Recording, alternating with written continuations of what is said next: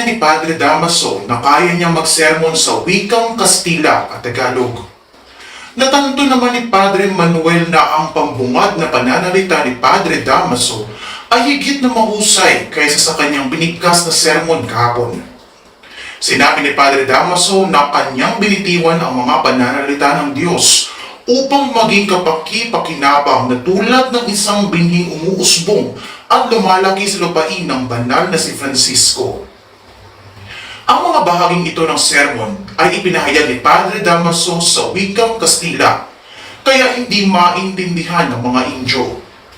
Lumilihis na si Padre Damaso sa sermon niya sapagkat puro na ito panunumbat, sumpa at pagtutungayaw. Pati si Ibarra ay nabalisa, lalo na nang banggitin ng prayle ang tungkol sa makasalanang hindi nangungumpisal na namatay sa bilangguan ng walang sakramento sa simbahan. Alam ni Ibarra na siya ang pinaparinggan ng prayle, pero nagsawalang kiuna lamang siya.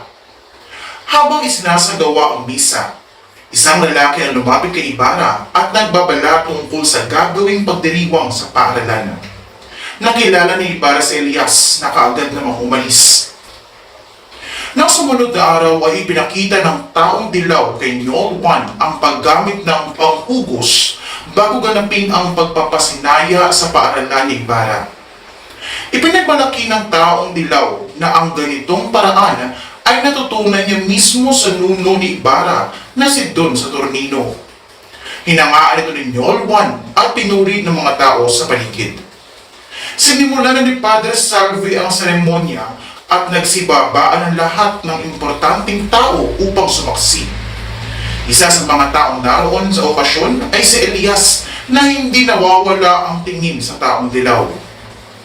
Eksaktong pagbaba ni Ibarra ay humulagpos ang lubid mula sa kalo at kasabay nito ay ang pagkagiba ng balangkas. Napuno ng alikabukang paligid at nang mawala ito, ang taong dilaw ang namatay, hindi si Ibarra. Nang sumunod na araw, naging panauhin ni Ibarra si Elias. Pinayuhan ni Elias si Ibarra na mag-ingat sapagkat nagkalat ang kanyang mga kaaway. Sinabi rin ni Elias ang pagkatuklas niya sa balak ng taong dilaw na patayin si Ibarra sa araw ng pagpapasinaya sa kanyang bahay paaralan.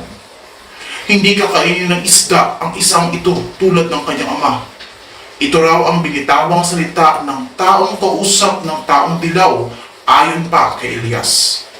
Nanginayang naman si Ibarra sa pagkamatay ng taong dilaw sapagkat marami pa sana siyang maaaring matuklasan mula rito. Ito'y hindi naman silang ayunin ni Elias dahil tiyak niyang makaliligtas din ito sa hukuman dahil sa kabulagan ng hustisya sa bayan. Nagkaroon ng interes si Ibarra sa pagkatao ni Elias. Napako ang kanilang usapan tungkol sa paniniwala sa Diyos. Napilitan akong maniwalang lubos sa Diyos sapagkat nawala na ako ng tiwala sa Diyos. Wika ni Elias.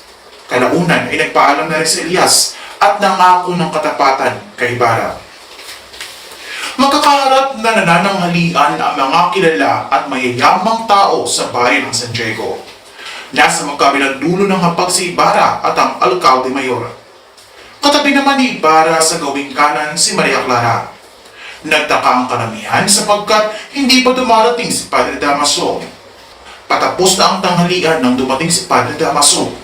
Lahat ay dumating sa kanya, maliban kay Ibarra. Sinimulan nang ihanda ang serbesa at sinimulan na rin ng prayle ang patutsyada kay Ibarra.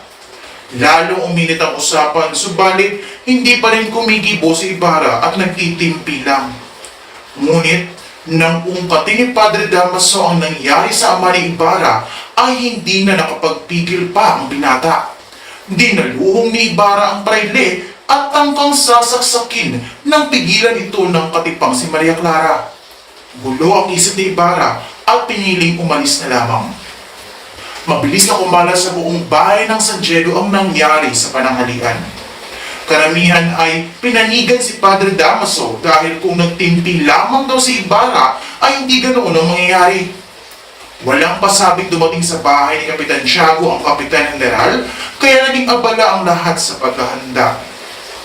Si Maria Clara ay panay ang pagtangis dahil pinagbawalan siya ng kanyang ama na makipag-usap kay Ibarra habang hindi pa inaalis ang ekskomunyon sa binata. Patuloy na inaalon naman ni Tia Isabel si Maria sa pagsasabing susulat sila sa Papa at magbibigay ng malaking limos upang mapawalang bisa ang ipinataw sa binata. Isa pa, may kamag-anak si Padre Damaso na nakatakdang dumating mula sa Europa at siyang inilalaan na maging panibagong katipan ni Maria. Lalo na si Dakang Dalaga at pati si Tia Isabel ay naggalit at sinabihan ng kapitan na ang pagpapalit ng katipan ay hindi parang pagpapalit lamang ng damit.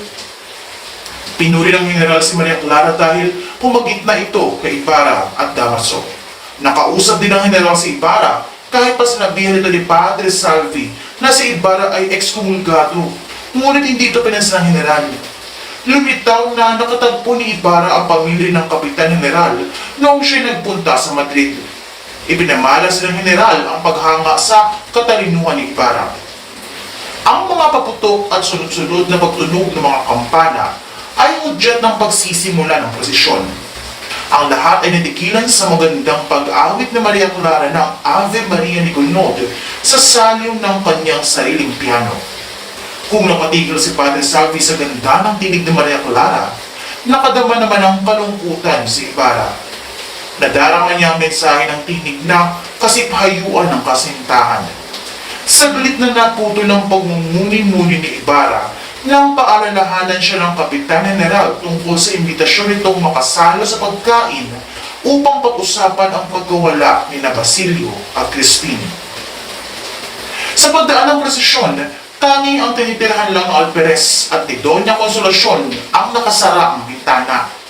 Maigpit na ipinag-utos sa Alperes sa kanyang esposa na huwag itong lalabas. Ikinahihiya niya ang amoy at batuy na pananamit na asawa. Narinig ni Doña Consolacion ang awit ni Sisa. Inutusan ng Doña ang Guardia Civil na papanikin ito.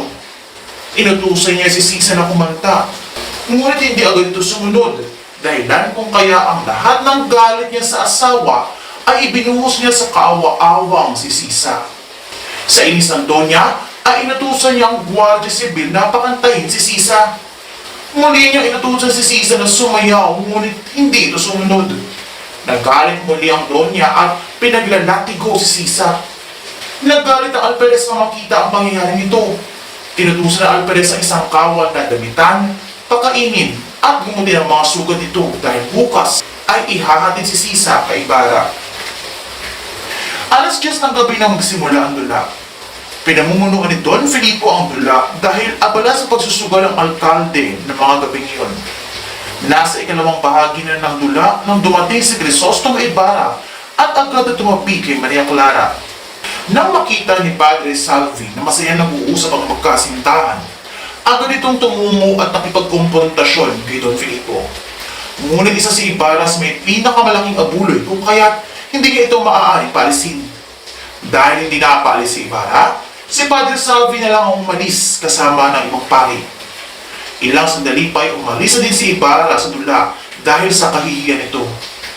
Habang nanonood ang lahat, ay may dalawang sundalo ang dumating at inutos na itigil ang pagtatanghal sa kadahilan ng hindi daw makatulog sa ingay ang Alperes at ang senyora.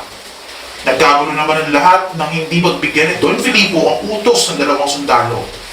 Galit na galit ang mga ito dahil sa pagpapahinto ng tanghalan. Muling bumalik si Ibarra at agad na hinarap si Maria Clara. Humingi ng tulong si Don Filipo kay Ibarra na patigilin ang kaguluhan ng lahat, ngunit hindi ito kaya ng binata dahil sa sobrang dami ng tao.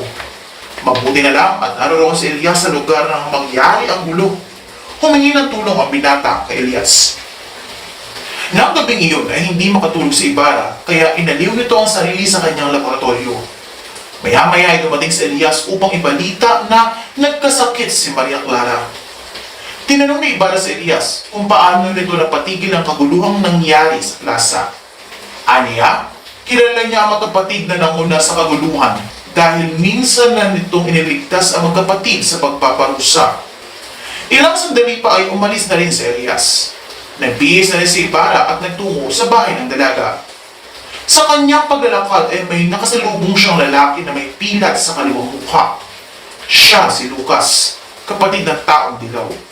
Nagtanong si Lucas kung magkano ang danyo sa ibibigay ni Ibarra sa pamilya ng taong dilaw. Pinag-uusapan ni Ibarra si Lucas na kakausapin na lang niya ito sa ibang araw dahil may dadalawin pa ito.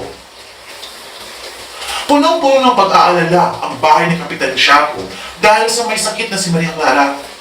Ilang sandali pa ay dumating si Don Tiburcio de Espadaña kasama ang asawa nitong si Doña Victorina de los Reyes de Espadaña at si Linares na inaanak ng isang kamag-anak ni Padre Damaso.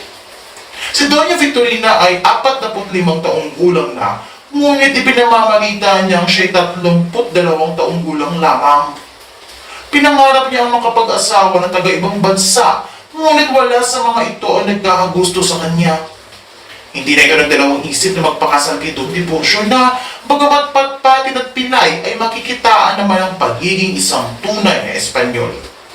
Si Don Tiburcio naman ay dati namamasukan bilang katulang sa ospital ng Espanya. Sa pilitan itong namasukan sa barkong Salvador na nag-iikot sa Asya. Dahil sa ito ay napilay sa pagtulong sa nabigasyon at naging masasakitin, ay pinababa na ito ng barko ng dumaan sa Pilipinas. Nang wala na tumutulong na kababayan, ay pinayon itong magpanggap bilang isang doktor.